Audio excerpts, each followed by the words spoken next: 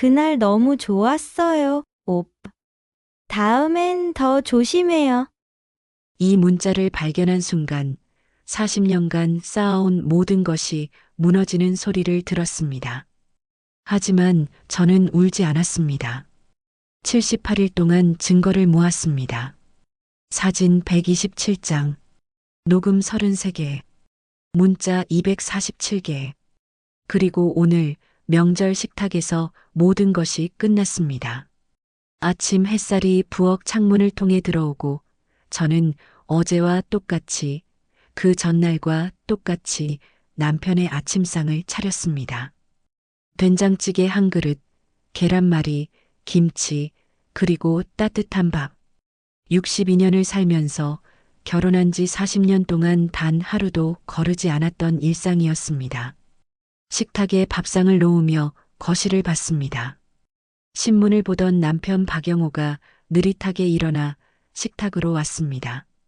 65세, 정년 퇴직한 지 2년째, 공무원으로 성실하게 살아온 사람. 저는 그렇게 믿고 있었습니다. 여보, 밥 차렸어요? 말을 건넸지만 남편은 신문에서 눈을 떼지 않은 채 자리에 앉았습니다. 그리고 오늘 동창회가 있다며 점심과 저녁을 집에서 먹지 않겠다고 말했습니다. 이번 주만 벌써 세 번째였습니다. 또요? 이번 주만 벌써 세 번째잖아요. 물으니 남편은 여전히 제 눈을 보지 않았습니다. 은퇴하고 나니까 친구들이 자꾸 보자고 하네. 나도 어쩔 수 없어. 시선을 피한 채 밥을 떠먹는 모습이 어색했습니다. 평소라면 제 눈을 보며 대답했을 텐데 오늘따라 계속 신문만 들여다보고 있었습니다. 이상하다. 하지만 저는 아무 말도 하지 않았습니다. 의심을 말로 꺼내는 순간 그것은 현실이 되어버린 것 같았으니까요.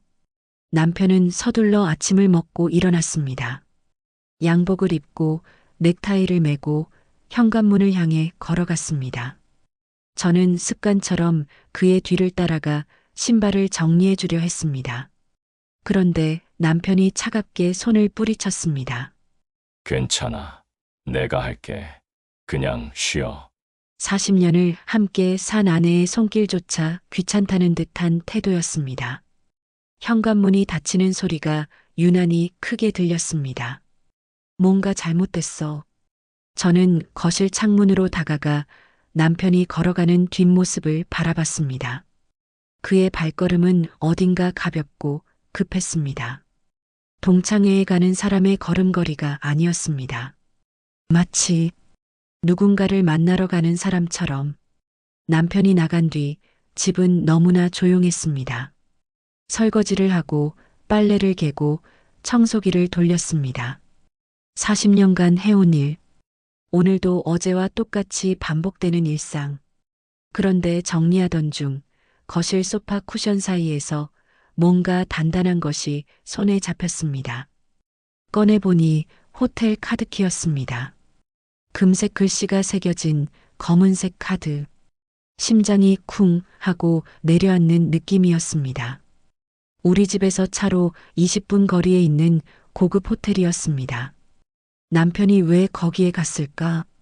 동창회는 보통 동네 식당이나 호프집에서 하는데 호텔에 갈 이유가 뭐지? 손이 떨렸습니다. 카드를 쥔 손에서 땀이 배어 나왔습니다.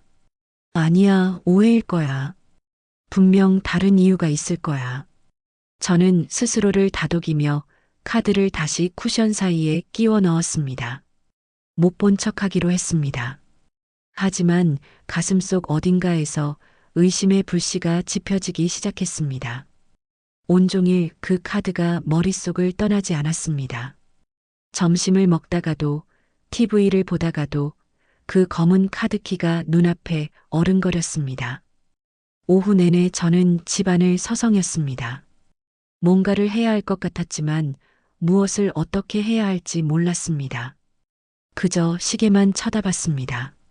시간이 너무 천천히 흘렀습니다. 분침이 한 칸씩 움직일 때마다 가슴속 불안이 점점 커져갔습니다. 거실을 서성이다 다시 소파로 돌아가 쿠션을 들어 올렸습니다. 그 검은 카드가 여전히 거기 있었습니다. 손으로 집어들고 한참을 바라봤습니다. 무광택 플라스틱 표면에 금색 글씨가 빛났습니다. 이게 뭘 의미하는 거지? 시계는 밤 11시를 가리키고 있었습니다. 남편은 약속대로 늦게 들어왔습니다. 술 냄새를 풍기며 비틀거리는 걸음으로 현관문을 열었습니다. 늦었네. 미안. 괜찮아요. 씻고 주무세요. 저는 일부러 밝게 말했습니다. 목소리가 떨리지 않도록 신경 썼습니다.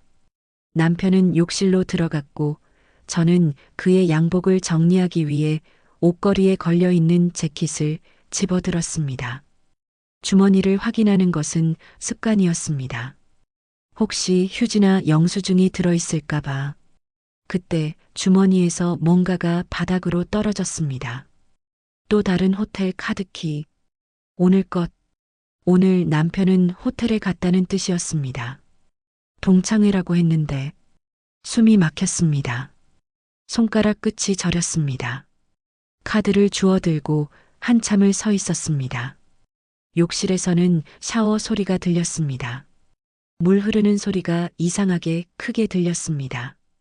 저는 카드를 주머니에 다시 넣고 재킷을 조용히 걸었습니다.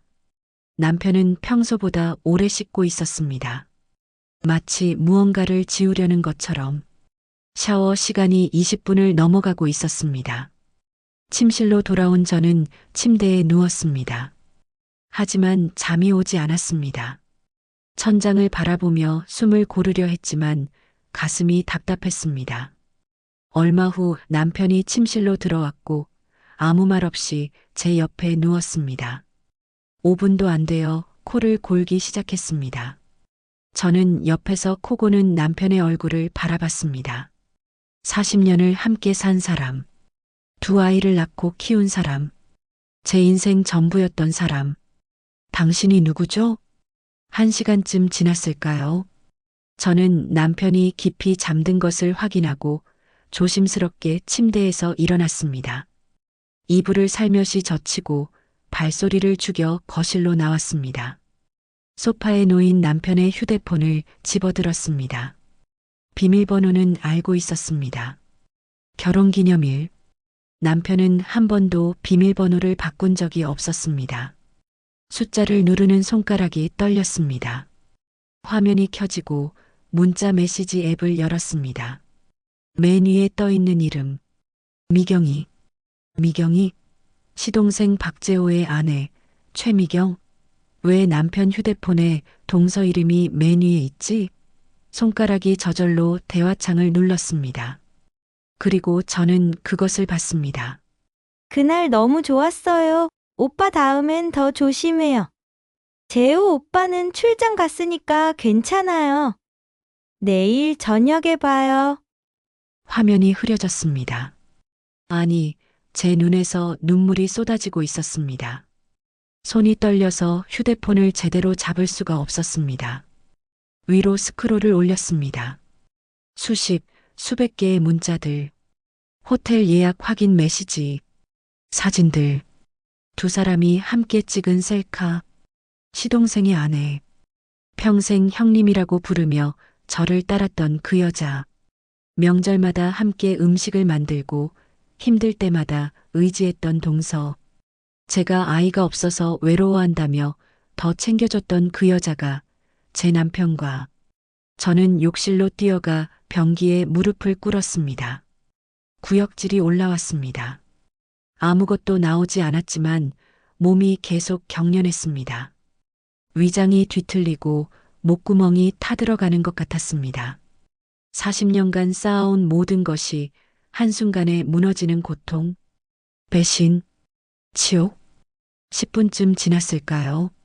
저는 천천히 일어나 세면대로 갔습니다. 거울에 비친 제 얼굴은 창백했습니다. 눈은 충혈되어 있었고 입술은 파랗게 질려 있었습니다. 마치 귀신 같았습니다. 찬물을 틀었습니다.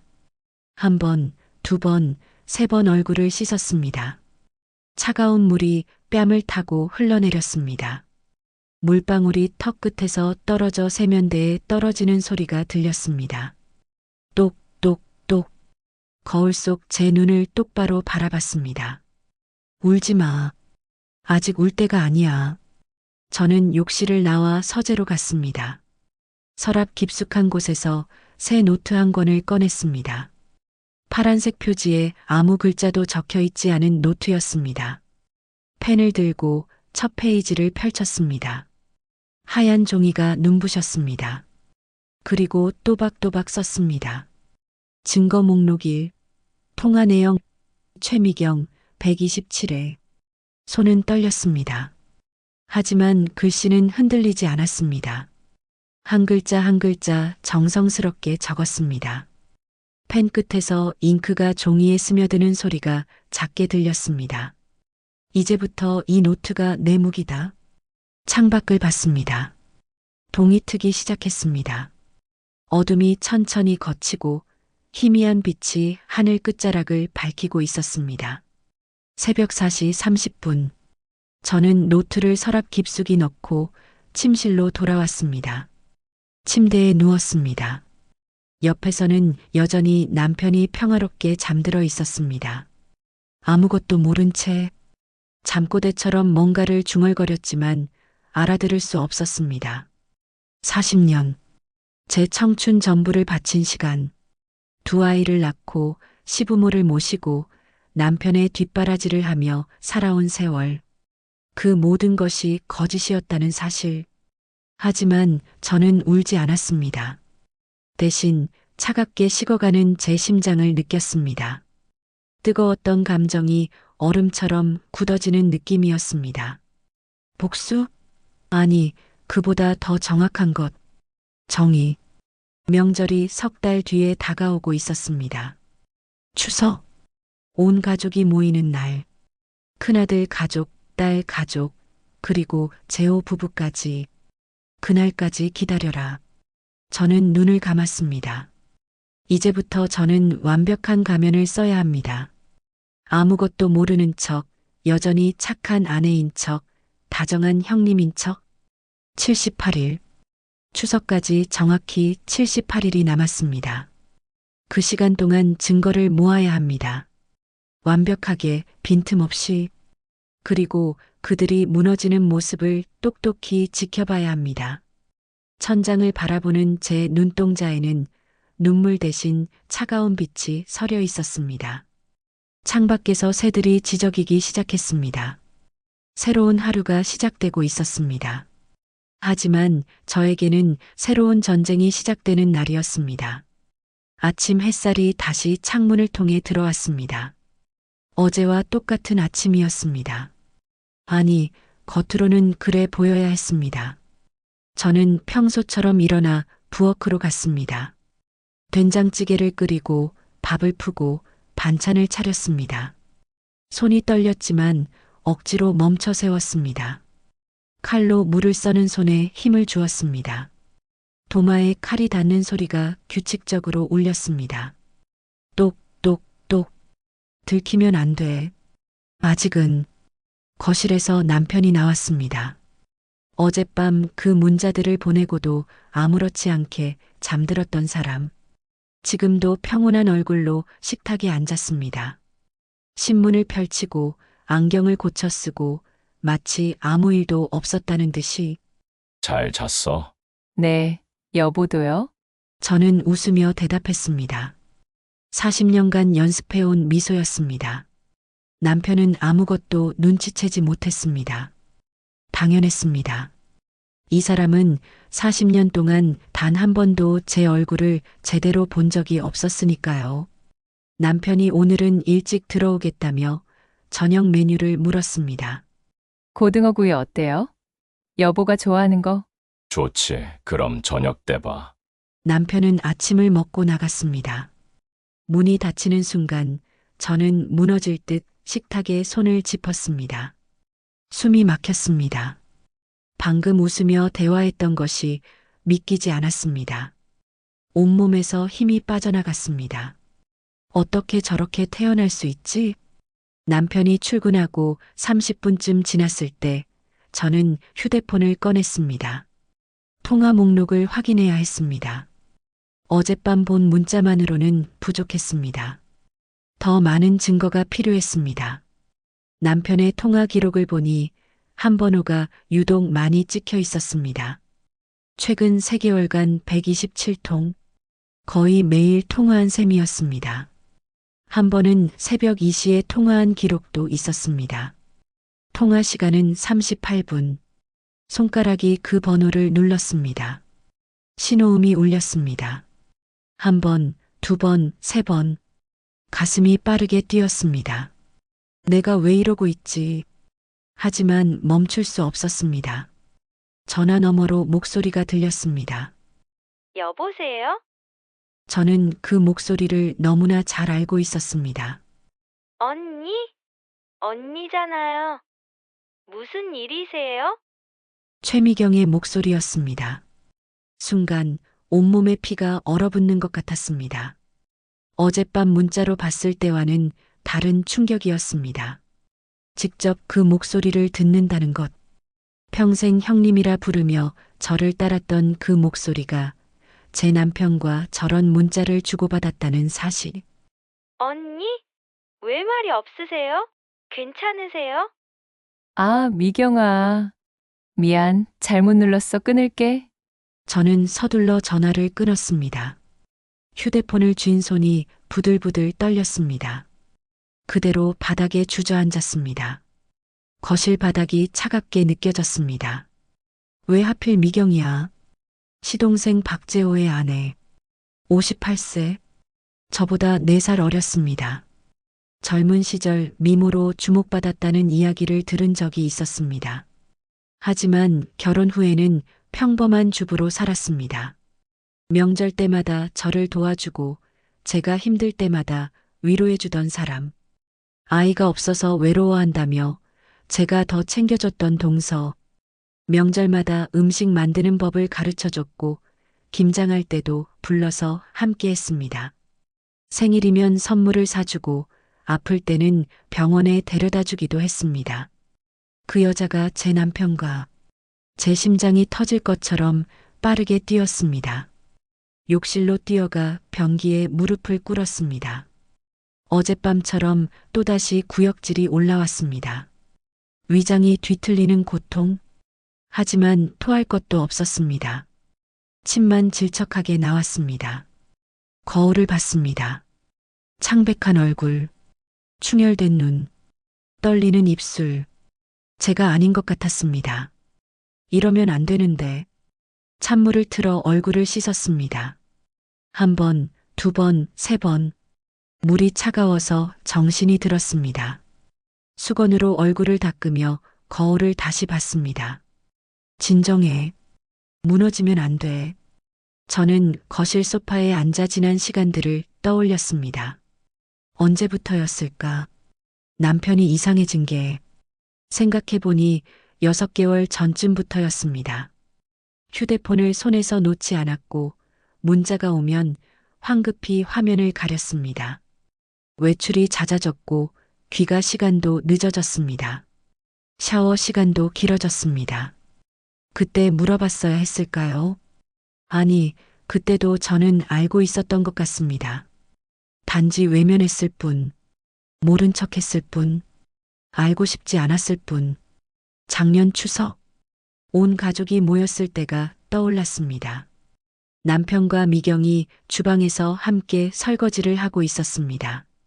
저는 거실에서 시어머니와 이야기하고 있었고요. 그때 재호가 주방을 지나가다 농담처럼 말했습니다. 형님, 형수님한테 미경이 좀 빌려줘서 고맙습니다. 그때 남편과 미경이 동시에 웃었던 것이 기억났습니다. 어색한 웃음이었습니다. 너무 빨리 웃었고 너무 크게 웃었습니다. 그리고 재빨리 시선을 피했습니다. 그때부터였던 거야? 아니, 어쩌면 더 전부터였을지도 모릅니다. 제가 몰랐을 뿐, 보지 않으려 했을 뿐. 명절 때마다 미경은 저를 도와줬습니다. 음식을 만들고 설거지를 하고 제가 힘들어하면 먼저 나서서 일을 해줬습니다. 저는 그게 고마웠습니다. 동서로서의 정, 가족으로서의 사랑이라고 믿었습니다. 하지만 지금 생각해보니 그 모든 것이 가면이었던 것 같았습니다. 저를 속이기 위한 연극, 아니면 죄책감을 감추기 위한 과잉 친절. 더 다정하게 굴수록, 더 많이 도와줄수록 자기 양심을 속일 수 있었겠죠. 손톱이 손바닥에 파고들었습니다. 너무 세게 주먹을 쥐고 있었던 것입니다. 손바닥에서 피가 배어 나왔습니다. 초승달 모양으로 손톱 자국이 선명하게 찍혔습니다. 왜 나한테 이러는 거야? 남편이 약속대로 일찍 돌아왔습니다. 저는 고등어를 구워 상을 차렸습니다. 된장찌개도 끓이고 깍두기도 담아냈습니다. 평소처럼 웃으며 맞이했습니다. 오늘 고등어 맛있게 구웠네. 여보가 좋아하니까요. 요즘 기분이 좋아 보여. 무슨 좋은 일 있어? 기분이 좋다고? 이 사람은 정말 아무것도 모르는구나. 그냥 날씨가 좋아서요. 저는 웃으며 대답했습니다. 남편도 편하게 웃었습니다. 식사를 하는 동안 저는 계속 관찰했습니다. 이 사람의 표정, 말투, 행동 하나하나를, 숟가락을 드는 방식, 반찬을 집는 순서, 물을 마시는 모습까지 40년을 함께 산 사람이 이렇게 낯설 수가 있을까요? 식사 후 남편은 거실에서 TV를 봤습니다. 뉴스를 보며 정치 이야기를 중얼거렸습니다. 평소와 똑같았습니다. 저는 설거지를 하면서 생각했습니다. 증거를 모아야 해. 어젯밤 본 문자만으로는 부족했습니다. 더 많은 증거가 필요했습니다. 사진, 영수증, 통화 내역, 모든 것. 법정에 제출할 수 있을 만큼 완벽하게. 그리고 그것을 모두가 보는 앞에서 공개해야 했습니다. 가족들 앞에서만이 아니라 세상 사람들 앞에서. 남편이 잠든 후 저는 다시 서재로 갔습니다. 어젯밤 꺼낸 노트를 펼쳤습니다. 파란 표지의 노트. 첫 페이지에 어제 적었던 글씨가 보였습니다. 증거 목록 1. 통화 내용 최미경 127회. 그 아래에 새로운 줄을 추가했습니다. 증거 목록 2. 호텔 카드키 2개. 증거 목록 3. 문자 메시지 최소 200개 이상. 증거 목록 4. 새벽 2시 통화 기록 38분간. 손이 떨렸지만 글씨는 또박또박했습니다. 하나하나 정성스럽게 적었습니다. 이 노트가 무기가 될 것입니다. 이 기록들이 그들을 무너뜨릴 것입니다. 3개월. 추석까지 3개월이 남았습니다. 그때까지 완벽하게 준비해야 했습니다. 더 많은 증거를 모아야 했습니다.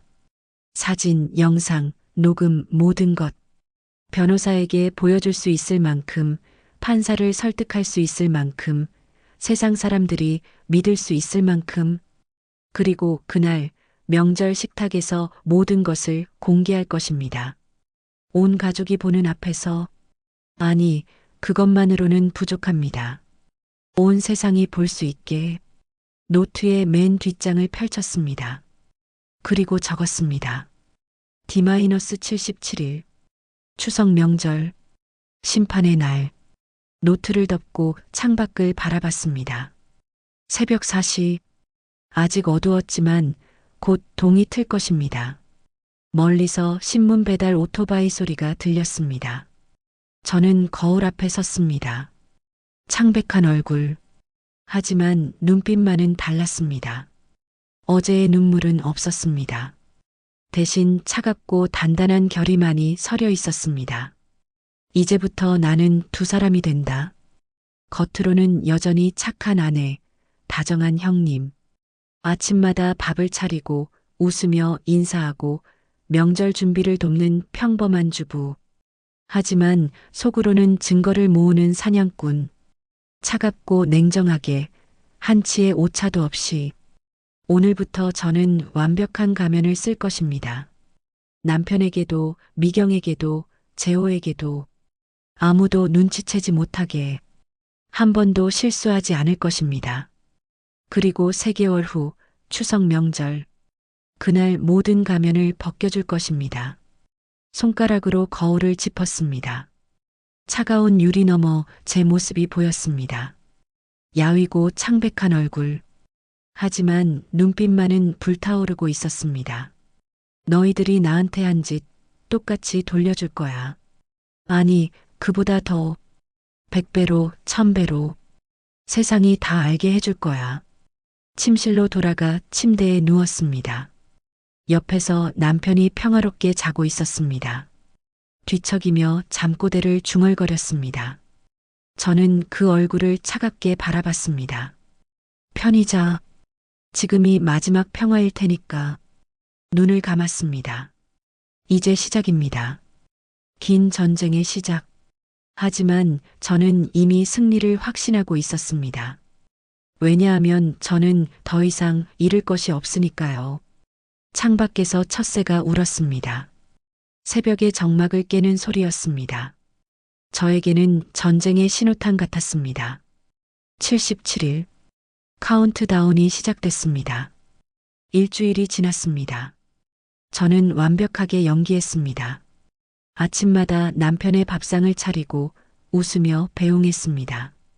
남편이 외출한다고 하면 조심해서 다녀오라고 말했고, 늦게 들어온다고 하면 괜찮다며 친구들과 즐겁게 놀다 오라고 대답했습니다. 남편은 아무것도 눈치채지 못했습니다. 오히려 요즘 제가 더 상냥해졌다고 좋아했습니다. 요즘 당신 되게 좋아 보여. 뭐 좋은 일 있어? 그냥 날씨가 좋아서요. 저는 웃으며 대답했습니다. 거울 앞에서 연습한 미소였습니다. 남편은 만족한 듯 고개를 끄덕이고 신문을 펼쳤습니다. 하지만 남편이 현관문을 나서는 순간 제 얼굴에서 미소가 사라졌습니다. 그리고 즉시 준비했습니다. 외출복으로 갈아입고 가방을 챙기고 차 키를 잡았습니다. 오늘은 추적하는 날이었습니다. 3일 전 저는 남편 차에 GPS 추적 장치를 설치했습니다. 인터넷으로 주문한 소형 기기였습니다. 트렁크 안쪽 깊숙한 곳에 자석으로 붙여뒀습니다. 남편은 절대 발견하지 못할 위치였습니다. 휴대폰 앱으로 실시간 위치 추적이 가능했습니다. 화면을 보니 남편의 차는 시내 중심가로 향하고 있었습니다. 동창의 장소와는 반대 방향이었습니다. 거짓말쟁이. 저는 차를 몰고 남편을 따라갔습니다. 너무 가까이 붙으면 안 됐습니다. 적당한 거리를 유지하며 GPS만 확인하면 됐습니다. 신호등에서 멈출 때마다 휴대폰 화면을 확인했습니다. 파란 점이 움직이고 있었습니다. 30분쯤 지났을까요? 남편의 차가 멈춰 섰습니다. 위치를 확인하니 호텔 주차장이었습니다. 심장이 빠르게 뛰기 시작했습니다. 저도 호텔 주차장에 차를 세웠습니다. 남편 차에서 충분히 떨어진 곳이었습니다. 기둥 뒤에 주차해서 잘 보이지 않는 위치를 골랐습니다. 그리고 기다렸습니다. 10분 후 남편이 주차장 엘리베이터 쪽으로 걸어가는 모습이 보였습니다. 혼자가 아니었습니다. 옆에 여자가 있었습니다. 최미경이었습니다. 손이 떨렸습니다. 하지만 저는 재빨리 휴대폰을 꺼내 카메라를 켰습니다. 줌을 최대한 당겨서 두 사람을 화면에 담았습니다. 남편이 미경의 허리에 손을 올렸습니다. 미경은 그의 어깨에 기댔습니다. 두 사람은 웃으며 이야기를 나눴습니다. 무슨 이야기를 하는지 들리지 않았지만 표정만으로도 알 수 있었습니다. 행복해 보였습니다. 그리고 엘리베이터에 타기 직전 미경이 남편의 볼에 입을 맞췄습니다. 셔터를 눌렀습니다. 1번, 2번, 3번 연속으로 찍었습니다. 사진이 저장되는 소리가 들렸습니다. 떨리는 손으로 사진을 확인했습니다. 선명했습니다. 두 사람의 얼굴, 포옹, 키스. 모든 것이 찍혔습니다. 날짜와 시간까지 자동으로 기록돼 있었습니다. 가슴이 찢어지는 것 같았습니다. 저는 핸들을 움켜쥐었습니다. 너무 세게 쥐어서 손가락 관절이 하얗게 변했습니다. 숨을 쉴 수가 없었습니다. 눈물이 쏟아질 것 같았습니다. 하지만 참았습니다. 아직 울 때가 아니야. 두 사람이 호텔 안으로 들어간 후 저는 차 안에서 기다렸습니다. 얼마나 기다려야 할까요? 1시간? 2시간? 시간이 너무 천천히 흘렀습니다. 차 안은 점점 추워졌습니다. 11월의 날씨는 쌀쌀했습니다. 난방을 켜면 배터리가 방전될까봐 켤 수도 없었습니다. 외투를 껴입고 무릎에 담요를 덮었습니다.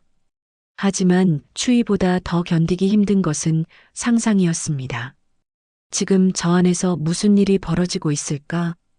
두 사람은 무슨 이야기를 나누고 있을까? 웃고 있을까? 키스하고 있을까? 아니면 손으로 얼굴을 감쌌습니다. 숨이 막혔습니다. 하지만 여기서 무너지면 안 됐습니다. 증거를 확보해야 했습니다. 1시간이 지났습니다. 2시간이 지났습니다. 3시간. 손발이 얼어붙었습니다. 발가락을 움직여 봤지만 감각이 없었습니다. 배는 고팠지만 아무것도 먹을 수 없었습니다. 화장실도 가고 싶었지만 차에서 내릴 수 없었습니다. 두 사람이 언제 나올지 모르니까요. 4시간째 저는 거의 정신을 잃을 것 같았습니다. 추위와 배고픔, 그리고 마음의 고통이 한꺼번에 밀려왔습니다. 눈꺼풀이 무거워졌습니다. 하지만 버텼습니다. 그리고 마침내 5시간이 지났을 때 호텔 출구에서 두 사람이 나왔습니다. 저는 재빨리 카메라를 켰습니다. 떨리는 손으로 초점을 맞췄습니다. 손이 너무 떨려서 화면이 흔들렸지만 계속 찍었습니다. 남편과 미경은 여전히 친밀하게 걸어 나왔습니다. 미경의 머리는 약간 흐트러져 있었고 남편의 셔츠는 구겨져 있었습니다. 넥타이도 제대로 매지 않은 상태였습니다. 셔터를 연속으로 눌렀습니다. 찰칵, 찰칵, 찰칵. 두 사람은 주차장 한쪽 구석으로 걸어갔습니다. 사람들 눈에 띄지 않는 곳이었습니다. 그리고 그곳에서 포옹했습니다. 길게, 깊게, 마치 헤어지기 싫다는 듯이. 멀리서도 미경의 목소리가 희미하게 들렸습니다. 오늘도 좋았어요, 오빠. 나도 다음 주에 또 보자. 남편의 목소리도 들렸습니다. 저는 모든 것을 찍었습니다. 포옹, 키스, 헤어지기 전 마지막 포옹까지 47장의 사진이 저장됐습니다. 두 사람이 각자의 차로 향했습니다. 저는 핸들을 움켜쥐고 숨을 죽였습니다. 남편의 차가 주차장을 빠져나갔고 미경의 차도 뒤따라 나갔습니다. 저는 그대로 차 안에 앉아 있었습니다. 온몸이 떨렸습니다. 추위 때문이 아니었습니다. 분노였습니다. 치욕이었습니다. 5시간. 저는 추운 차 안에서 5시간을 기다렸습니다. 손발이 얼고 배가 고프고 화장실도 못 가면서 그 시간 동안 두 사람은 저 안에서 주먹으로 핸들을 내리쳤습니다. 한 번, 두 번, 세 번. 경적이 울렸습니다. 주변 사람들이 쳐다봤지만 신경 쓰지 않았습니다. 하지만 멈출 수 없었습니다. 왜 나한테 이러는 거야? 1시간쯤 지나서야 저는 정신을 차렸습니다. 휴대폰을 확인하니 오후 4시였습니다. 집으로 돌아가야 했습니다. 남편보다 먼저 도착해야 했습니다. 차를 몰고 집으로 향했습니다. 운전하는 내내 눈물이 흘렀습니다. 하지만 소리내어 울지는 않았습니다. 신호등이 빨간불로 바뀔 때마다 거울을 봤습니다. 퉁퉁 부은 눈, 창백한 얼굴. 집에 도착해 거울을 봤습니다. 눈이 붓고 얼굴이 창백했습니다. 화장을 다시 하고 웃는 연습을 했습니다. 괜찮아요. 아무 일도 없었어요. 거울 속 저에게 말했습니다. 몇 번이고 반복했습니다. 표정이 자연스러워질 때까지 30분 후 남편이 돌아왔습니다. 다녀왔어. 오늘 동참회 재미있었어. 그래요? 밥 먹을래요? 응. 배고파. 저는 웃으며 상을 차렸습니다. 남편은 아무렇지 않게 밥을 먹었습니다. 5시간 전 호텔에서 미경과 함께 있었던 사람이라고는 믿기지 않을 만큼 태연했습니다. 이 사람은 정말 괴물이구나. 남편이 잠든 후 저는 서재로 갔습니다. 노트를 펼치고 오늘 찍은 사진들을 확인했습니다. 총 47장. 주차장에서 키스하는 장면, 포옹하는 장면, 호텔에서 나오는 장면. 모두 선명했습니다. 날짜와 시간이 각 사진마다 찍혀 있었습니다. 사진들을 컴퓨터로 옮기고 외장하드에 백업했습니다. 클라우드에도 업로드했습니다. 절대 잃어버리면 안 되는 증거들이었습니다. 혹시 모를 상황에 대비해 세 군데에 저장했습니다. 노트에 기록했습니다. 증거 목록 5, 사진 47장 호텔 주차장 11월 15일, 증거 목록 6, 호텔 체크인 시간 오전 10시 32분, 증거 목록 7, 호텔 체크아웃 시간 오후 3시 18분 총 5시간 체류. 손이 떨렸지만 글씨는 또박또박했습니다. 아직 부족해. 더 많은 증거가 필요했습니다. 녹음, 영상, 영수증, 모든 것. 이 정도로는 부족했습니다. 완벽해야 했습니다. 그들이 변명할 여지를 단 한치도 남겨두면 안 됐습니다. 창밖을 바라봤습니다. 새벽 3시, 어둠 속에서 희미한 불빛들이 보였습니다. 멀리서 차 지나가는 소리가 들렸습니다. 앞으로 2개월 반, 추석까지 남은 시간. 그동안 저는 더 많은 증거를 모을 것입니다. 완벽하게, 빈틈없이. 사진만으로는 부족합니다. 녹음도 필요하고, 영상도 필요하고, 물적 증거도 필요합니다. 그리고 그날 명절 식탁에서 모든 것을 공개할 것입니다. 온 가족이 보는 앞에서. 아니, 그것만으로는 부족했습니다. 세상이 다 알게 해야 했습니다. 저는 휴대폰을 켜고 SNS 앱을 열었습니다. 라이브 방송 기능을 확인했습니다. 추석날 이것을 사용할 것입니다. 가족들뿐만 아니라 이웃들, 친구들 모두가 볼 수 있게. 두 사람이 저지른 일을 온 세상이 알게 할 것입니다. 노트 마지막 페이지에 적었습니다. D-70일, 추석 명절, 심판의 날. 펜을 내려놓고 눈을 감았습니다. 조금만 더 참아. 조금만 더 견뎌.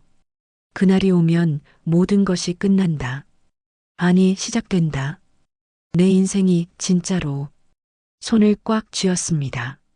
손바닥에 상처가 아팠지만 그 고통이 오히려 저를 깨어있게 만들었습니다. 70일. 이제 70일만 더 버티면 됩니다. 그리고 그날 그들은 지옥을 맛볼 것입니다. 시간은 빠르게 흘렀습니다. 어느새 추석이 일주일 앞으로 다가왔습니다. 지난 2달 동안 저는 완벽하게 증거를 모았습니다. 사진 127장, 호텔 영수증 14장, 통화 녹음 파일 32개, 문자 메시지 캡처 247개, 외장 하드와 클라우드, 그리고 USB에 모두 백업해뒀습니다. 남편은 여전히 아무것도 몰랐습니다. 미경도 마찬가지였습니다. 저는 완벽한 가면을 유지했습니다. 아침마다 밥을 차리고 웃으며 대화하고 명절 준비를 했습니다. 미경에게 전화도 자연스럽게 걸었습니다. 미경아, 추석 때 뭐 준비할까? 나는 잡채랑 전 준비하려고. 언니, 제가 나물이랑 갈비찜 할게요. 언니가 너무 힘드실까봐. 고마워. 우리 미경이가 최고야. 전화를 끊고 나면 입맛이 썼습니다. 하지만 참았습니다. 목소리는 평소처럼 밝고 다정하게 유지했습니다. 미경도 전혀 눈치채지 못했습니다. 조금만 더. 명절 장보기를 하러 대형마트에 갔습니다. 카트를 밀며 식재료를 담다가 누군가 제 이름을 불렀습니다. 형님, 돌아보니 시동생 박재호였습니다. 60세, 저보다 5살 어렸습니다. 평생 성실하게 살아온 사람이었습니다. 형인 남편을 존경했고 가족을 소중히 여겼습니다. 형님, 여기서 다 뵀네요. 저도 명절 장 보러 왔어요. 재호야, 그렇구나. 추석 준비하느라 바쁘지? 네. 그런데 형님, 재호는 잠시 망설이다 조심스럽게 말을 이었습니다. 그의 얼굴에 걱정이 서려 있었습니다. 요즘 표정이 안 좋아 보이세요. 많이 야위신 것 같기도 하고, 혹시 어디 아프세요? 심장이 철렁했습니다. 들켰나? 아니, 그럴 리 없어. 나는 완벽하게 연기했는데 형수님이랑 형이랑 무슨 일 있는 거 아니에요? 아니야, 괜찮아. 그냥 명절 준비하느라 조금 피곤해서 그래? 저는 억지로 웃으며 대답했습니다. 하지만 재호는 여전히 걱정스러운 표정이었습니다. 그의 눈빛이 저를 꿰뚫어 보는 것 같았습니다. 그래도 너무 무리하지 마세요. 건강이 제일 중요하니까. 고마워. 추석 때 봐. 재호와 헤어지고 나서 저는 화장실로 향했습니다. 거울 앞에 섰습니다. 야윈 얼굴, 어두운 눈가, 창백한 피부. 지난 2달 동안 7kg이 빠졌습니다. 밤마다 잠을 설쳤고 제대로 먹지도 못했습니다. 증거를 모으고 계획을 세우고 가면을 유지하는 것만으로도 버거웠습니다. 하지만 재호가 눈치챘다는 것이 더 마음에 걸렸습니다. 재호만은 순수해. 집으로 돌아온 저녁, 재호에게서 전화가 왔습니다. 형님, 저 재호예요. 오늘 마트에서 형수님 뵙고 나서 계속 걱정이 되어서요. 재호야, 괜찮다니까. 걱정하지 마. 그래도 혹시 형이랑 무슨 일 있으면 저한테 말씀하세요. 제가 도와드릴 수 있는 게 있으면 뭐든지 할게요. 재호의 목소리는 진심으로 걱정하고 있었습니다. 이 사람만은 정말 순수하게 가족을 생각하는 사람이었습니다. 형을 존경하고 형수를 아끼고 아내를 사랑하는 평범한 남자. 순간 마음이 흔들렸습니다. 재호에게 말해줄까? 지금 당장 형이 무슨 짓을 하고 있는지, 미경이 무슨 짓을 하고 있는지. 하지만 입을 다물었습니다. 아직은 안 돼. 추석 날까지 기다려야 해. 재호야, 고마워. 명절 때 다 같이 봐. 네, 형님, 건강 챙기세요. 전화를 끊고 나서 저는 한참 동안 멍하니 앉아 있었습니다. 재호는 아무것도 모릅니다. 자기 아내가 형과 불륜을 저지르고 있다는 사실을, 자기가 존경하는 형이 동생의 아내와 관계를 맺고 있다는 사실을. 일주일 후 재호는 어떤 표정을 지을까요? 가슴이 아팠습니다. 재호에게는 죄가 없었으니까요. 하지만 어쩔 수 없었습니다. 진실은 밝혀져야 했습니다. 미안해, 재호야. 정말 미안해. 남편과 미경은 추석을 앞두고 마지막 만남을 가졌습니다. 저는 물론 그것도 알고 있었습니다. GPS로 추적하고 사진을 찍었습니다. 두 사람은 시내의 한 호텔 커피숍에서 만났습니다. 저는 멀리서 그들을 지켜봤습니다. 모자를 깊이 눌러쓰고 선글라스를 낀 채 신문을 펼쳐들고 근처 테이블에 앉았습니다. 그들의 목소리가 들렸습니다. 명절 때 조심해야 해. 형수가 요즘 이상해. 미경의 목소리였습니다. 왜? 뭐가 이상한데? 재호가 형수님 표정이 안 좋다고 하더라고. 혹시 우리 눈치챈 거 아닐까? 에이, 그럴 리 없어. 40년 동안 나한테 한 번도 의심한 적 없는 사람이야. 이번에도 괜찮아. 남편의 목소리는 자신만만했습니다. 비웃는 듯한 톤이었습니다. 저는 휴대폰으로 녹음하고 있었습니다. 모든 대화가 선명하게 담겼습니다. 손이 떨렸지만 휴대폰을 꼭 쥐고 있었습니다. 그래도 조심하자. 명절 때는 연락도 하지 말고. 알았어. 명절 끝나고 보자. 그때는 호텔 말고 다른 데로 갈까? 좋아요. 설레네요, 오빠.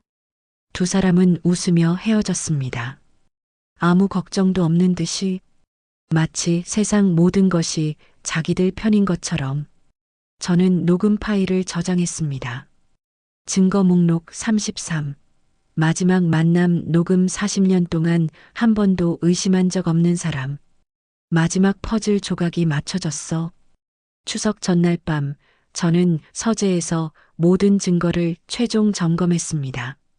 사진 127장, 영상 14개, 녹음 파일 33개, 문자 메시지 247개, 호텔 영수증 14장, 신용카드 사용 내역, GPS 추적 기록, 모든 것이 완벽하게 정리돼 있었습니다. 모든 것을 시간순으로 정리했습니다. 그리고 편집했습니다. 5분짜리 영상으로 만들었습니다. 호텔 주차장 키스 장면, 침대에서 찍은 셀카 40년 동안 한 번도 의심한 적 없는 사람 녹음, 안에는 이제 지미야 문자 메시지. 모든 것이 담겼습니다. 영상을 재생했습니다. 완벽했습니다. 누가 봐도 두 사람의 불륜이 명백했습니다. 변명할 여지가 없었습니다. USB에 저장하고 노트북에도 백업했습니다. 그리고 SNS 계정에 로그인했습니다. 라이브 방송 설정을 확인했습니다. 제목도 미리 정해뒀습니다. 40년 결혼 생활의 진실. 내일 추석 명절. 오후 1시 온 가족이 모이는 시간. 그때 이 영상을 틀 것입니다. TV로 그리고 동시에 SNS 라이브로. 침실로 돌아왔습니다. 남편은 이미 잠들어 있었습니다. 평화로운 얼굴이었습니다. 코를 골며 편안하게 자고 있었습니다. 내일이면 그 얼굴이 어떻게 변할까요? 저는 침대에 누워 천장을 바라봤습니다. 78일. 지난 78일 동안 저는 완벽하게 참았습니다. 울지 않았고, 화내지 않았고, 무너지지 않았습니다. 매일 아침 가면을 쓰고 매일 밤 그 가면을 벗으며 살았습니다. 하지만 내일이면 끝입니다. 모든 가면이 벗겨집니다. 남편의 가면, 미경의 가면, 그리고 저의 가면도. 손을 꽉 쥐었습니다. 준비됐어. 이제 심판의 시간이야. 창밖을 봤습니다. 보름달이 떠 있었습니다. 추석 전날의 달. 밝고 둥글고 완벽했습니다. 하지만 내일이면 그 달빛 아래에서 모든 추악한 것들이 드러날 것입니다. 눈을 감았습니다. 마지막 평화로운 밤이었습니다. 내일부터는 모든 것이 달라질 테니까요. 세상이 뒤집힐 테니까요. D-0일. 심판의 날이 밝았습니다. 추석 아침이 밝았습니다. 저는 새벽 5시에 일어나 부엌으로 향했습니다. 명절 음식을 준비해야 했습니다. 떡국, 잡채, 전, 갈비찜. 평소와 똑같이 손을 움직이며 재료를 썰고 불을 켜고 냄비를 올렸습니다. 40년간 해온 일이었습니다. 오늘이 마지막이 될 일. 떡국 국물이 끓기 시작했습니다. 하얀 김이 피어올랐습니다. 따뜻해 보였지만 오늘 이 떡국은 독약이 될 것입니다. 진실이라는 독약. 남편이 일어나 부엌으로 왔습니다. 벌써 일어났어. 고생이 많네. 괜찮아요. 오늘 식구들 다 오잖아요. 그래. 오늘 재혼에도 오고 아이들도 오고 다 같이 모처럼 모이는 거니까 즐겁게 보내자. 저는 웃으며 고개를 끄덕였습니다. 마지막 연기였습니다. 즐겁게? 오늘이 당신 인생 최악의 날이 될 텐데. 남편은 거실로 나가 TV를 켰습니다. 아침 뉴스 소리가 들렸습니다. 저는 계속 음식을 준비했습니다. 칼질하는 손이 떨렸지만 억지로 멈춰 세웠습니다. 오전 10시쯤부터 가족들이 하나둘 도착하기 시작했습니다. 먼저 큰아들 부부와 손자가 왔습니다. 이어서 딸 가족도 도착했습니다. 아이들은 신나게 뛰어놀았고 집안은 웃음소리로 가득 찼습니다. 평범한 명절 풍경이었습니다. 그리고 11시 박재호와 최미경이 도착했습니다. 형님, 다녀왔습니다. 재호는 밝은 목소리로 인사했습니다. 순수한 미소였습니다. 아무것도 모르는 얼굴. 행복해 보였습니다. 언니, 제가 갈비찜이랑 나물 가져왔어요. 미경은 저에게 다가와 음식을 건넸습니다. 여전히 다정한 목소리였습니다. 하지만 저는 그녀의 손이 미세하게 떨리는 것을 놓치지 않았습니다. 눈동자도 불안하게 흔들렸습니다. 긴장하고 있구나. 고마워. 미경아. 수고했어. 저는 웃으며 음식을 받았습니다. 미경과 눈이 마주쳤습니다. 그녀는 재빨리 시선을 피했습니다. 손으로 머리카락을 쓸어 넘기며 어색하게 웃었습니다. 남편이 재호에게 다가가 어깨를 두드렸습니다. 재호야, 오랜만이다. 잘 지냈지? 네, 형님. 형님은 건강하시죠? 그럼 나야 뭐. 요즘 운동도 하고 친구들도 만나고 잘 지내지? 남편은 태연하게 웃었습니다. 동생 아내와 불륜을 저지르고 있는 사람이라고는 믿을 수 없을 만큼 그 여유로운 얼굴, 그 당당한 태도. 저는 그 모습을 지켜보며 속으로 중얼거렸습니다. 조금만 더, 이 시간만 더 참아. 온 가족이 거실에 모였습니다. 식탁에는 음식이 가득 차려졌습니다. 떡국, 잡채, 전, 갈비찜, 나물. 명절 상차림이 완성됐습니다. 아이들이 소리쳤습니다. 우와! 할머니 음식 최고예요! 모두가 웃었습니다. 어른들도 따라 웃었습니다. 평화로운 명절 풍경이었습니다. 저는 부엌에서 마지막 그릇을 가져오며 시계를 확인했습니다. 12시 35분. 25분 후면 모든 것이 시작됩니다. 거실로 돌아와 자리에 앉았습니다. 남편 옆자리였습니다. 건너편에는 재호와 미경이 나란히 앉아 있었습니다. 재호는 편안하게 웃고 있었고 미경은 고개를 숙인 채 젓가락을 만지작거렸습니다. 남편이 말했습니다. 자, 다들 떡국부터 드세요. 한 살 더 먹는 거니까. 모두가 웃으며 떡국을 떠먹기 시작했습니다. 숟가락이 그릇에 닿는 소리, 떡을 씹는 소리, 아이들의 제잘거림. 저는 떡국 그릇을 앞에 놓고 가만히 바라봤습니다.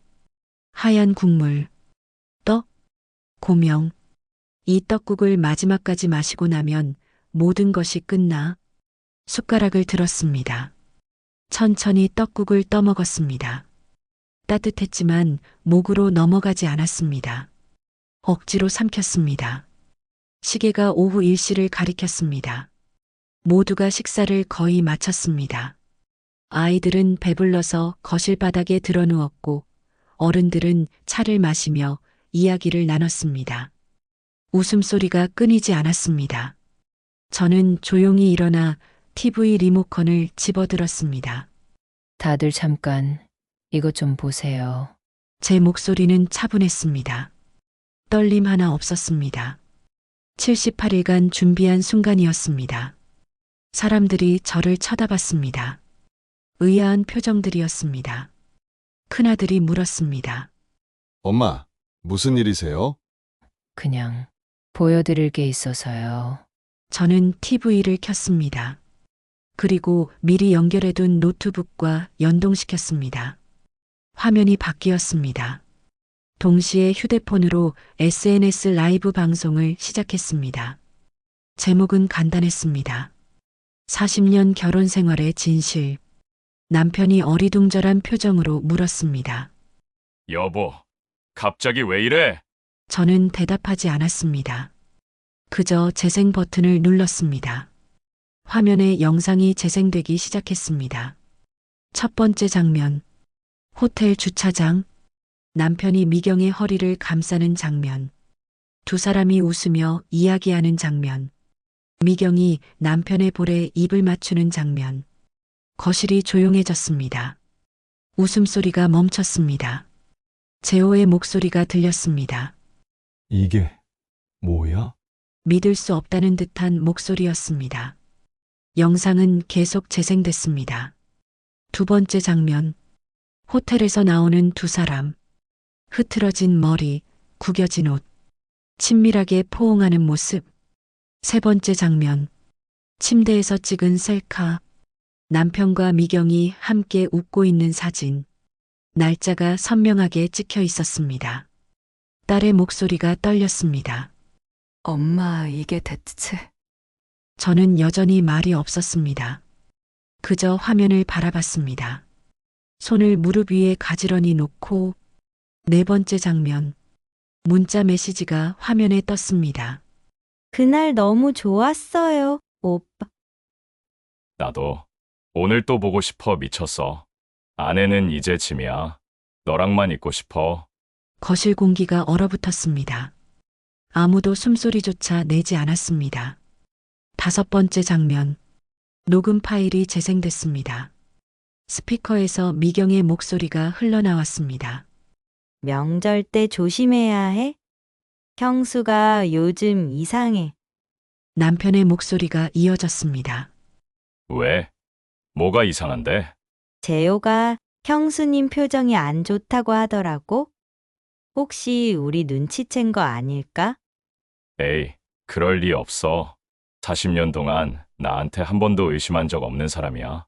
남편이 비웃듯 말하는 음성이 거실에 울렸습니다. 재호의 수저가 바닥에 떨어졌습니다. 쨍그랑 소리가 거실에 울렸습니다. 형님, 이게 무슨... 재호의 목소리는 떨리고 있었습니다. 그는 건너편에 앉은 아내를 바라봤습니다. 눈에 눈물이 고였습니다. 미경은 고개를 숙인 채 떨고 있었습니다. 온몸이 경련하듯 흔들렸습니다. 손으로 얼굴을 가렸습니다. 재호가 물었습니다. 미경아, 이게 대체 무슨 짓이야? 하지만 미경은 대답하지 못했습니다. 고개만 더 깊이 숙였습니다. 영상이 끝났습니다. 5분간의 지옥. 거실은 침묵에 빠졌습니다. 아무도 말을 하지 못했습니다. 떡국 국물이 상 위로 흘러내렸습니다. 아무도 그것을 닦지 않았습니다. 남편이 먼저 입을 열었습니다. 창백한 얼굴로 이건 오해야. 당신, 이게 무슨... 어디서 이런 걸... 저는 처음으로 남편을 똑바로 쳐다봤습니다. 오해요. 78일 동안 당신을 추적했어요. 사진 대기 17장 녹음 33개. 문자 247개. 이게 전부 오해인가요? 아니, 그게... 남편은 말을 잇지 못했습니다. 입만 벙긋거렸습니다. 저는 재호를 바라봤습니다. 그의 얼굴은 하얗게 질려 있었습니다. 눈에는 눈물이 고여 있었습니다. 온몸이 떨리고 있었습니다. 형님, 어떻게 이럴 수가? 재호의 목소리는 부서지고 있었습니다. 동생, 제 아내를 어떻게... 남편이 황급히 변명했습니다. 재호야, 이건 오해야. 진짜 아무것도 아니야. 재호가 소리쳤습니다. 아무것도 아니라고? 그럼 저 영상은 뭔데? 저 문자는 뭔데? 그의 목소리에는 절규가 담겨 있었습니다. 40년간 형을 존경했던 남자의 절규. 미경은 여전히 고개를 들지 못한 채 울고 있었습니다. 어깨가 들썩였습니다. 재호가 아내에게 물었습니다. 미경아, 나한테 뭐라도 말을 해봐. 이게 대체 무슨 짓이야? 하지만 미경은 대답하지 않았습니다. 울음소리만 들렸습니다. 저는 천천히 일어섰습니다. 이 영상은 5분 전 SNS 라이브로 송출 시작했습니다. 모두가 저를 쳐다봤습니다. 놀란 표정들이었습니다. 현재 시청자 3,782명입니다. 남편의 얼굴이 더욱 창백해졌습니다. 뭐라고? 이 증거는 이미 경찰과 변호사에게 제출했습니다. 이혼, 소송 준비도 끝났습니다. 당신이 대체 40년 동안 당신한테 한 번도 의심한 적 없는 사람이라고 했죠. 저는 남편을 똑바로 바라봤습니다. 맞아요. 한 번도 의심 안 했어요. 믿었으니까요. 그런데 당신은 그 믿음을 이렇게 배신했죠. 남편이 무릎을 꿇으려 했습니다. 여보, 미안해. 내가 잘못했어. 저는 한 걸음 뒤로 물러났습니다. 사과는 필요 없어요. 법정에서 봅시다. 휴대폰을 확인했습니다. 라이브 방송 시청자는 이미 10,000명을 넘어서고 있었습니다. 댓글이 폭주하고 있었습니다. 저는 거실을 둘러봤습니다.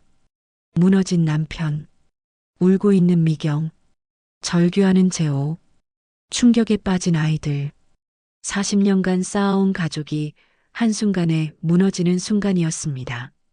하지만 저는 눈물을 흘리지 않았습니다. 이제 시작이야. 진짜 지옥은 이제부터니까. 손을 꽉 쥐었습니다. 손바닥에 손톱이 파고들었지만 아프지 않았습니다.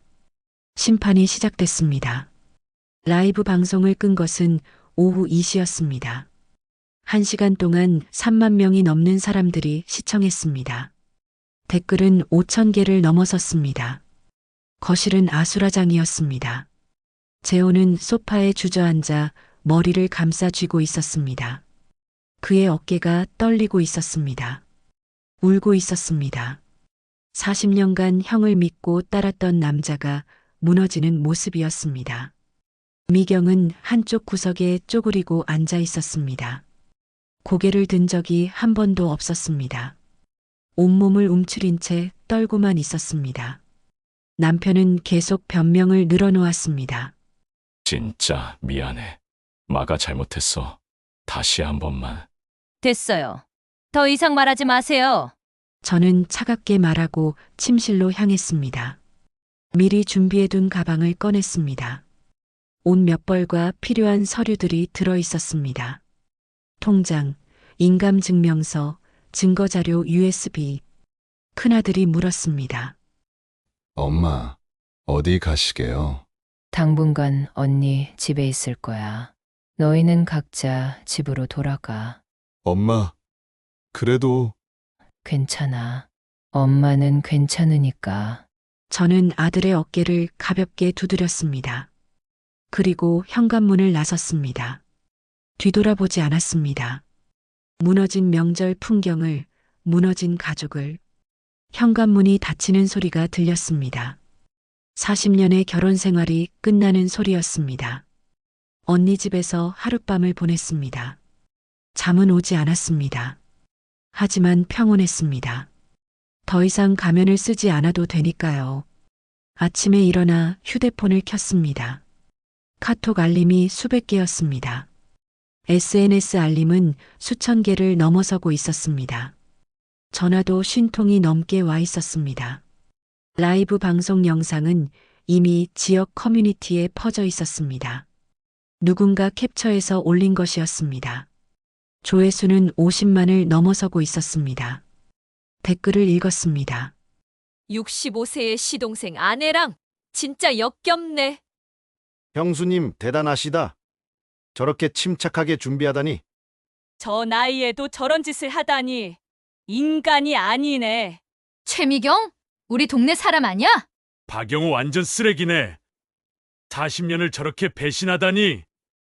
지역 맘카페, 부녀의 단톡방, 경로당 카톡방, 모든 곳에 퍼지고 있었습니다.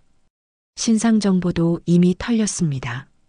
주소, 직장, 전화번호, 모든 것이 공개됐습니다. 휴대폰을 내려놓았습니다. 이제 시작이구나. 사흘 후 남편에게서 전화가 왔습니다. 받지 않았습니다. 문자가 왔습니다. 제발 전화 좀 받아줘. 나 지금 정말 죽을 것 같아. 무시했습니다. 차단했습니다. 그날 저녁 언니가 동네 소식을 전해줬습니다. 정수가 내 남편 완전히 끝났더라. 무슨 일인데요? 명예위원장직에서 사퇴당했대. 아파트 분여회에서도 퇴출됐고 경로당에서도 출입 금지당했다더라. 어제는 길 가다가 동네 아줌마들한테 손가락질 당했다는 소문도 있어. 저는 아무 말도 하지 않았습니다. 차를 마시며 창밖을 바라봤습니다. 그리고 내 시동생 박재호 씨? 그분이 형하고 완전히 연락 끊었다더라. 재호가요? 응. 명절 당일날 짐 싸서 집 나갔다면서? 지금 어디 있는지도 모른대. 가슴이 아팠습니다. 재호에게는 정말 미안했습니다. 하지만 어쩔 수 없었습니다. 진실은 밝혀져야 했으니까요. 일주일이 채 되기 전 미경에 대한 소식도 들려왔습니다. 언니가 또 전화를 걸어왔습니다. 정수가 최미경 그 여자 회사에서 잘렸대. 진짜요? 응. 권고사직 통보받았다더라. 회사에서 더 이상 못 다니게 했대. 그리고 집 앞 현관문에 누가 스프레이로 낙서했다는 소문도 있어. 무슨 낙서요? 단통녀라고. 손이 떨렸습니다. 제가 원했던 것이 이것이었나 싶었습니다. 하지만 멈출 수는 없었습니다. 이미 시작된 일이었습니다. 언니가 계속 말했습니다. 인터넷에는 신상 정보가 다 털렸더라. 직장, 집 주소, 전화번호. 완전히 난리야. 맘카페에는 저 여자 보면 침 뱉어야 한다는 글도 올라왔다던데. 마트에서 장 보다가 사람들한테 욕먹고 나왔다는 얘기도 있어. 저는 휴대폰을 꽉 쥐었습니다. 복잡한 감정이 밀려왔습니다. 이게 정의인가, 복수인가. 일주일 후 남편이 언니 집 앞에 나타났습니다. 초인종을 누르며 소리쳤습니다. 여보, 나야. 제발 문 좀 열어줘. 언니가 인터폰으로 쫓아냈지만 남편은 떠나지 않았습니다. 제발 한 번만 봐줘. 나 정말 잘못했어. 저는 창문 너머로 남편을 내려다봤습니다. 초라한 모습이었습니다. 머리는 헝클어져 있었고 옷은 구겨져 있었습니다. 며칠 동안 씻지 못한 듯 보였습니다. 수염도 깎지 않아 지저분했습니다. 1시간 동안 남편은 문 앞에 서 있었습니다. 지나가는 사람들이 그를 쳐다봤습니다. 수군거리는 소리가 들렸습니다. 저 사람 TV에 나온 그 사람 아냐? 맞네. 시동생 아내랑 바람핀. 65세에 저런 짓을 하다니 부끄러운 줄도 모르나 봐. 남편은 고개를 숙이고 결국 돌아갔습니다. 터덜터덜 걸어가는 뒷모습이 비참했습니다. 저는 여전히 창문 너머에서 그를 지켜봤습니다. 불쌍하다는 생각은 들지 않았습니다. 당연한 대가야. 열흘 만에 재호에게서 전화가 왔습니다. 받을까 망설였지만 결국 통화 버튼을 눌렀습니다. 형수님, 재호의 목소리는 쉬어 있었습니다. 울었던 흔적이 역력했습니다. 재호야, 저 이혼 서류에 서명했습니다. 침묵이 흘렀습니다. 더 이상 그 여자랑 같이 못 살겠어요. 매일 그 얼굴 보며 형 얼굴이 떠올라서. 미안해, 재호야. 너한테는 정말 미안해. 아니에요. 형수님 잘못이 아니에요. 재호의 목소리가 떨렸습니다. 형수님이 알려주셔서 고마워요. 모르고 평생 살 뻔했잖아요. 저 형하고는 다신 안 볼 겁니다. 형이라고 부르지도 않을 거예요. 재호야, 형수님, 행복하세요. 꼭 행복하셔야 해요. 전화가 끊겼습니다. 저는 한참 동안 휴대폰을 쥐고 있었습니다. 눈물이 흘렀습니다. 재호에 대한 미안함, 그리고 동시에 느껴지는 안도감. 재호, 당신만은 행복했으면 좋겠어. 2주 후, 저는 변호사 사무실로 향했습니다. 이혼 소송 준비 미팅이었습니다. 변호사는 준비된 서류를 펼쳐 보였습니다. 김정숙님, 증거 자료가 완벽합니다. 이 정도면 위자료와 재산 분할 모두 유리하게 받아내실 수 있습니다. 얼마나 받을 수 있나요? 위자료 최소 2억, 재산 분할은 70% 이상 가능합니다. 상대 측이 불륜을 저질렀고 증거가 명백하니까요. 변호사가 계속 설명했습니다. 그리고 남편 측에서 합의를 요청해 왔습니다. SNS 영상을 내려달라고 하더군요. 거절해 주세요. 알겠습니다. 변호사는 고개를 끄덕였습니다. 법정 날짜는 다음 달 15일입니다. 그때까지 잘 준비하시면 됩니다. 사무실을 나서며 하늘을 올려다봤습니다. 맑은 가을 하늘이었습니다. 구름 한 점 없었습니다. 이제 거의 끝이 보이는구나. 3주가 지난 어느 날 남편에게서 긴 문자가 왔습니다. 차단했던 번호였는데 다른 번호로 보낸 것 같았습니다. 여보, 나 박영호야. 정말 미안해. 내가 짐승만도 못한 짓을 했어. 40년 동안 날 믿고 따라준 당신한테 이런 배신을 하다니. 나 지금 정말 죽을 것 같아. 동네 사람들 눈길이 너무 무서워. 경로당도 못 가. 친구들도 다 연락 끊었어. 제발 한 번만 용서해줘. 이혼은 하더라도 영상만이라도 내려줘. 나 이러다가 진짜 죽을 것 같아. 제발, 제발 부탁이야. 저는 문자를 읽고 지웠습니다. 대답하지 않았습니다. 번호를 다시 차단했습니다. 창밖을 바라봤습니다. 해가 지고 있었습니다. 노을이 아름다웠습니다. 그럼 당신이 저한테 했던 것처럼 40년을 기다려보세요. 휴대폰을 내려놓았습니다. 이제 법정만 남았습니다. 마지막 심판. 손을 꽉 쥐었습니다. 조금만 더 견디면 돼. 그러면 정말로 끝나. 모든 것이. 거울을 봤습니다. 야윈 얼굴. 하지만 눈빛만은 살아있었습니다. 나는 이겼어. 이미. 그리고 앞으로도 이길 거야. 밤이 깊어갔습니다. 저는 노트를 펼쳐 마지막 페이지에 적었습니다.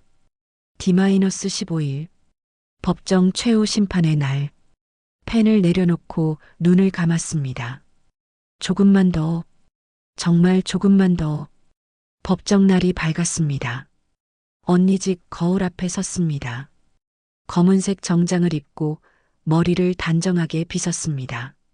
화장은 최소한으로 했습니다. 창백한 얼굴이 그대로 드러났습니다. 언니가 걱정스럽게 물었습니다. 정수가 괜찮겠어? 괜찮아요. 이제 끝이잖아요. 그래도 법정에서 그 사람 얼굴 보려면 힘들 텐데. 이미 준비 다 했어요. 걱정 마세요. 가방을 챙겨 들었습니다. 안에는 변호사가 준비한 서류들과 제가 직접 정리한 증거 목록이 들어 있었습니다. 78일간의 기록, 127장의 사진, 33개의 녹음 파일, 모든 것. 차를 타고 법원으로 향했습니다. 11월에 차가운 바람이 불었습니다. 나뭇잎이 떨어지고 있었습니다. 오늘로 정말 끝이구나. 법원에 도착했습니다. 복도에서 변호사를 만났습니다. 김정숙님, 준비 다 되셨죠? 네, 선생님. 상대 측 변호사가 값비싼 사람을 데려왔더군요. 하지만 걱정하지 마세요. 우리 증거가 압도적입니다. 복도 저편에서 남편이 보였습니다. 한 달 만에 보는 얼굴이었습니다. 야위고 늙어 보였습니다. 양복을 입었지만 어딘가 초라했습니다. 넥타이도 제대로 매지 못한 상태였습니다. 옆에는 양복 입은 변호사가 서 있었습니다. 남편과 눈이 마주쳤습니다. 남편은 저를 보며 입술을 움직였습니다. 미안해 라고 말하는 것 같았습니다.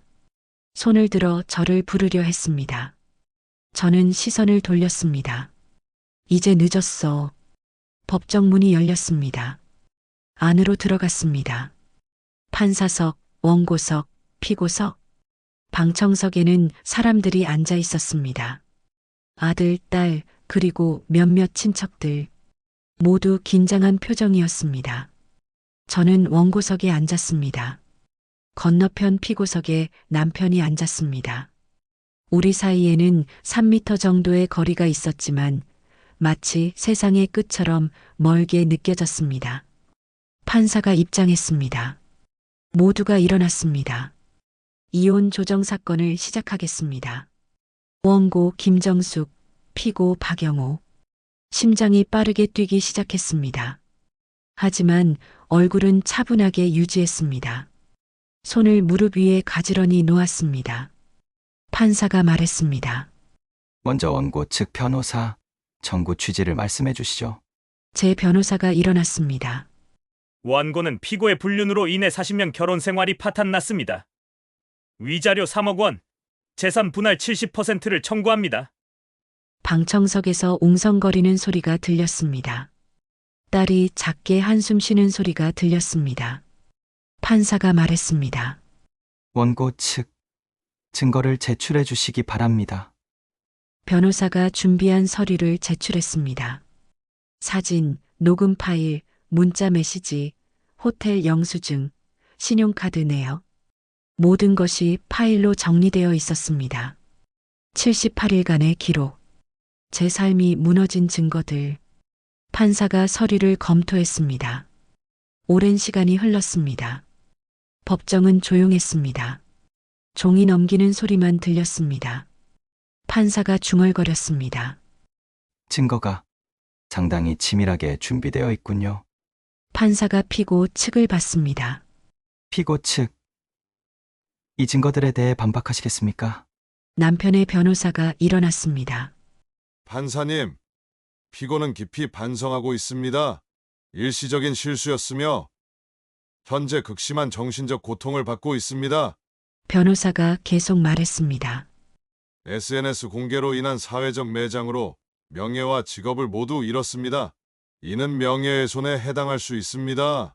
따라서 위자료를 대폭 감액하고 재산 분할도 50대 50으로 조정해 주시기를 요청합니다. 제 변호사가 즉각 반박했습니다. 명예훼손이라뇨? 원고는 진실만을 공개했습니다. 허위 사실이 아닙니다. 오히려 피고는 40년간 헌신한 배우자를 배신했고 시동생의 가정까지 파괴했습니다. 방청석에서 고개를 끄덕이는 소리가 들렸습니다. 판사가 물었습니다. 피고, 직접 진술하시겠습니까? 남편이 일어났습니다. 떨리는 목소리로 말하기 시작했습니다. 판사님, 저 정말 잘못했습니다. 마가 짐승만도 못한 짓을 했습니다. 하지만 이건 일시적인 실수였습니다. 마가 유혹에 넘어간 거예요. 마가 유혹에 넘어갔다는 말에 제 손이 떨렸습니다. 무릎 위에 놓인 손을 꽉 쥐었습니다. 아직도 변명하는구나. 남편이 계속 말했습니다. 아내가 요즘 너무 우울해 보였고 그래서 마가 외로웠습니다. 그때 미경 씨가 위로해줬고 그게 잘못된 관계로 발전한 겁니다. 하지만 진짜 사랑은 아니었어요. 변명은 계속 이어졌습니다. 제발 한 번만 용서해 주십시오. 다시는 이런 일 없을 겁니다. 저는 남편을 똑바로 바라봤습니다. 그의 눈에는 눈물이 고여 있었습니다. 손으로 눈물을 닦았습니다. 연기인가, 진심인가. 이제는 알 수 없었습니다. 아니, 알고 싶지도 않았습니다. 판사가 물었습니다. 원고 측, 더 제출할 증거가 있습니까? 제 변호사가 저를 바라봤습니다. 저는 고개를 끄덕였습니다. 이제 마지막 카드를 꺼낼 시간이었습니다. 변호사가 태블릿을 판사에게 제출했습니다. 판사님, 결정적 증거를 추가로 제출합니다. 화면에 문자 메시지가 떴습니다. 법정의 대형 모니터에도 같은 화면이 떴습니다. 남편 미경. 아내 재산도 슬슬 정리해야겠어. 우리 둘이 새 출발하려면. 미경 남편. 진짜요? 설레요. 오빠 그럼 저도 이혼 준비할게요. 날짜 불륜 시작 3개월 후. 방청석이 술렁였습니다. 웅성거림이 커졌습니다. 남편의 변호사가 당황하며 물었습니다. 이게 뭡니까? 제 변호사가 차분하게 설명했습니다. 보시다시피 피고는 불륜 초기부터 재산 편취를 계획했습니다. 이는 단순한 실수가 아닙니다. 계획적이고 악의적인 범죄입니다. 판사가 남편을 쳐다봤습니다. 차가운 시선이었습니다. 피고, 이 문자가 사실입니까? 남편은 입을 열었다 닫았습니다. 변명할 말이 없었습니다. 얼굴이 새하얗게 변했습니다. 그건 그냥 농담으로. 판사의 목소리가 날카로워졌습니다. 농담이라고요? 40년 배우자의 재산을 가로채려는 게 농담입니까? 남편은 고개를 숙였습니다. 더 이상 할 말이 없었습니다. 어깨가 축 처졌습니다. 판사가 서류를 정리했습니다. 그리고 입을 열었습니다. 이번 사건은 명백한 불륜이며 게다가 재산 편취 목적까지 있었음이 확인되었습니다. 피고의 변명은 받아들일 수 없습니다. 일시적 실수라는 주장은 증거와 맞지 않습니다. 따라서 다음과 같이 판결합니다. 심장이 빠르게 뛰었습니다. 손을 꽉 쥐었습니다. 위자료 3억 원, 원고에게 지급할 것. 재산 분할 비율 70대 30 원고에게 유리하게 분할할 것.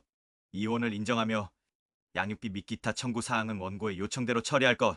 판사가 망치를 두드렸습니다. 이상 판결을 마칩니다.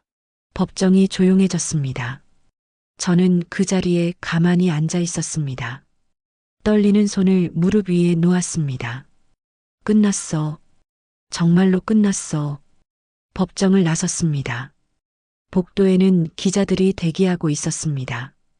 김정숙 씨, 한 말씀 해주시겠습니까? 어떤 심경이십니까? 변호사가 기자들을 막아섰습니다. 저는 고개를 숙이고 걸었습니다. 카메라 플래시가 터졌지만 신경 쓰지 않았습니다. 복도 끝에서 남편이 서 있었습니다. 홀로 서 있었습니다. 변호사조차 그를 떠났습니다. 완전히 혼자였습니다. 남편이 저를 바라봤습니다. 여보. 저는 멈춰섰습니다. 남편을 똑바로 쳐다봤습니다. 제발 영상만이라도. 안 돼요. 나 정말 죽을 것 같아. 그럼 당신이 저한테 했던 것처럼 40년을 기다려보세요. 남편의 얼굴이 일그러졌습니다. 무너지는 얼굴이었습니다. 저는 그를 지나쳐 걸었습니다. 뒤돌아보지 않았습니다.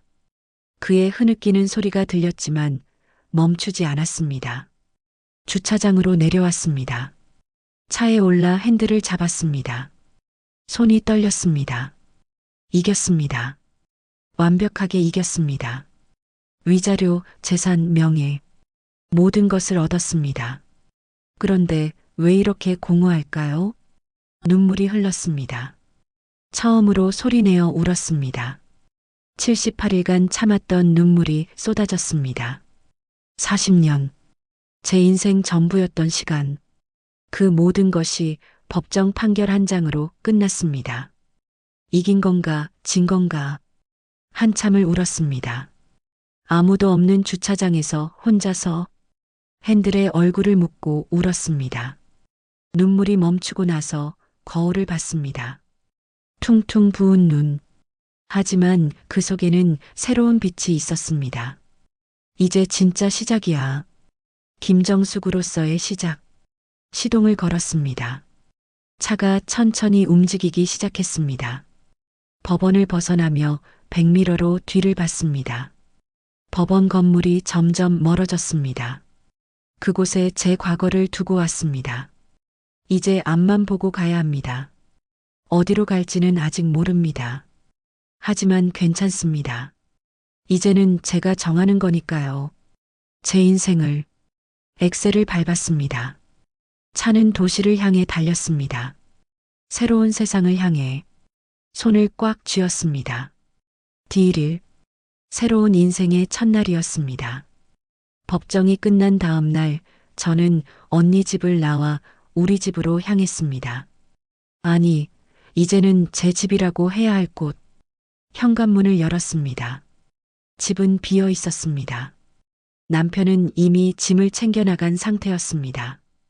거실에 놓여 있던 남편의 물건들이 모두 사라져 있었습니다. 신문, 안경, 슬리퍼, 40년간 그 자리에 있던 것들. 거실을 천천히 걸었습니다. 발걸음 소리만 울렸습니다. 너무나 조용했습니다. 40년 동안 누군가와 함께 살던 집. 이제는 혼자만의 공간이 됐습니다. 소파에 앉았습니다. 텅 빈 거실을 바라봤습니다. 이겼어. 완벽하게 이겼어. 하지만 가슴 한쪽이 텅 비어 있었습니다. 승리의 기쁨보다는 알 수 없는 공허함이 밀려왔습니다. 오후에 은행 앱을 열었습니다. 위자료와 재산 분할금이 입금되어 있었습니다.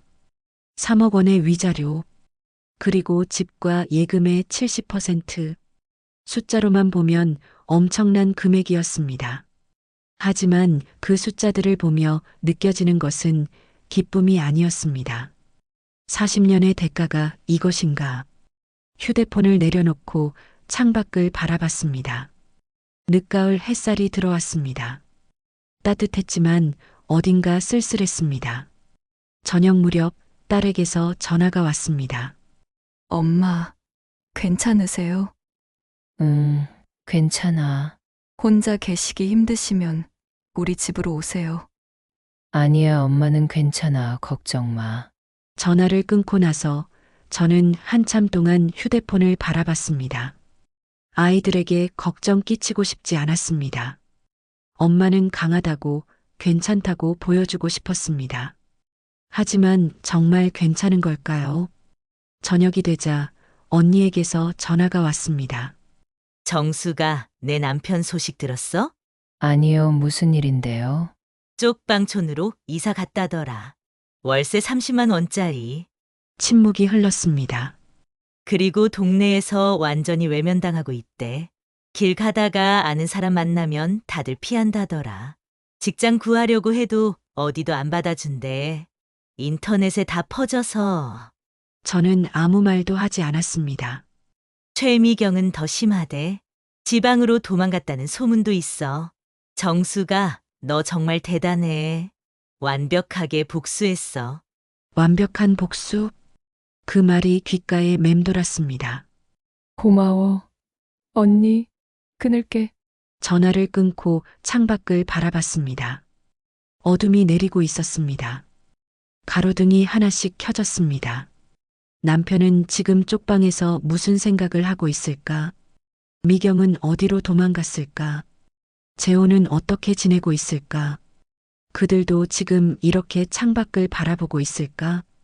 밤이 깊어졌습니다. 저는 침실 거울 앞에 섰습니다. 거울 속 제 모습을 봤습니다. 야윈 얼굴, 깊어진 눈가의 주름, 하얗게 센 머리카락들.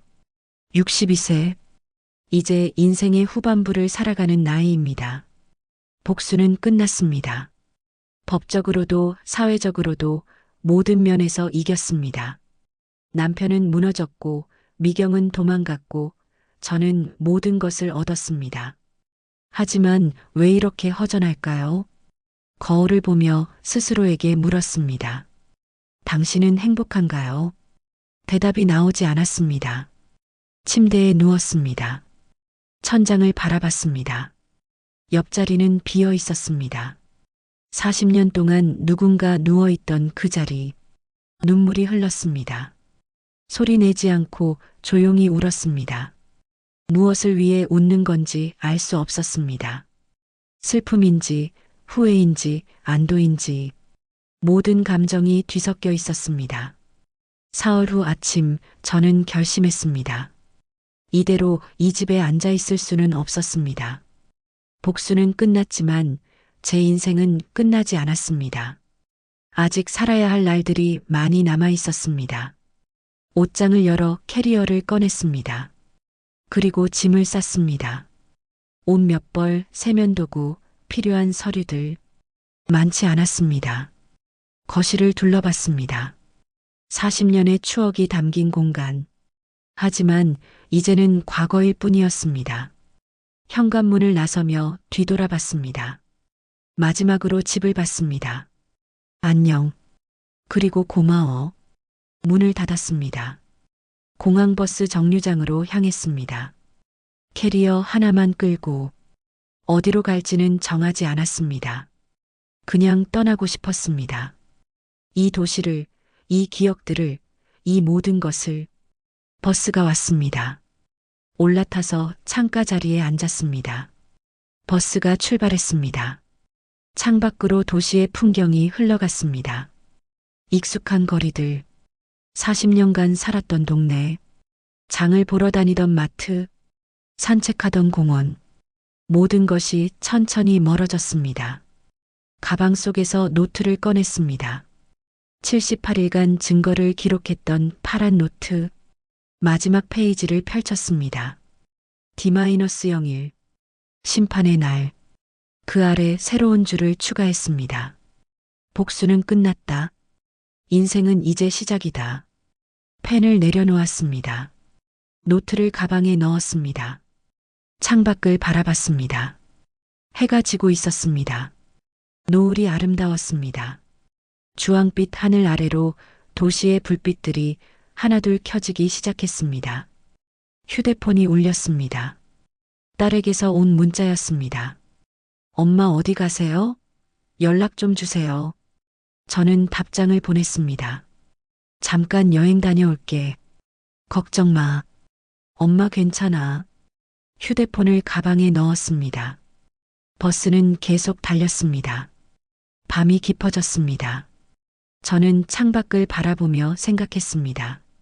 복수는 통쾌했습니다. 그들이 무너지는 모습을 보는 것은 만족스러웠습니다. 하지만 동시에 공허했습니다. 40년의 세월이 한순간에 증오로 바뀐 것이 슬펐습니다. 사랑했던 시간도 있었을 텐데 그 모든 것이 거짓이었다는 사실이 아팠습니다. 그리고 무엇보다 이제 혼자라는 것이 두려웠습니다. 하지만 동시에 느꼈습니다. 이제는 자유롭다는 것을. 더 이상 누군가의 아내가 아닙니다. 누군가의 며느리도 누군가의 형님도 아닙니다. 그저 김정숙, 한 명의 여자, 62세의 여자, 그리고 앞으로 살아갈 날들은 오직 저를 위한 것입니다. 창밖을 봤습니다. 고속도로 불빛들이 스쳐 지나갔습니다. 어디로 가는지는 중요하지 않았습니다. 중요한 것은 제가 선택했다는 것, 제가 떠났다는 것, 제 발로, 제 의지로. 눈을 감았습니다. 버스가 멈췄습니다. 공항에 도착한 것입니다. 저는 캐리어를 끌고 내렸습니다. 새벽 공기가 차가웠습니다. 하지만 상쾌했습니다. 공항 로비로 들어갔습니다. 사람들이 분주하게 움직이고 있었습니다. 떠나는 사람들, 도착한 사람들, 기다리는 사람들. 저는 출국장 앞에 섰습니다. 전광판을 봤습니다. 수많은 도시 이름들이 떠 있었습니다. 어디로 갈까? 고민하지 않았습니다. 그냥 제일 먼저 눈에 들어온 곳으로 가기로 했습니다. 표를 끊었습니다. 편도 티켓, 가방 속 노트 마지막 페이지를 다시 펼쳤습니다. 그리고 마지막 문장을 추가했습니다. 진짜 인생은 이제부터다. 노트를 덮었습니다. 출국장으로 향했습니다. 뒤돌아보지 않았습니다. 앞만 보고 걸었습니다. 게이트를 지나며 저는 작게 미소 지었습니다. 승리했지만 모든 것을 잃었습니다. 하지만 동시에 저 자신을 찾았습니다. 이제 시작입니다. 김정숙의 인생, 진짜 인생, 62세, 아직 늦지 않았습니다. 비행기에 올랐습니다. 좌석에 앉아 창밖을 바라봤습니다. 비행기가 이륙했습니다.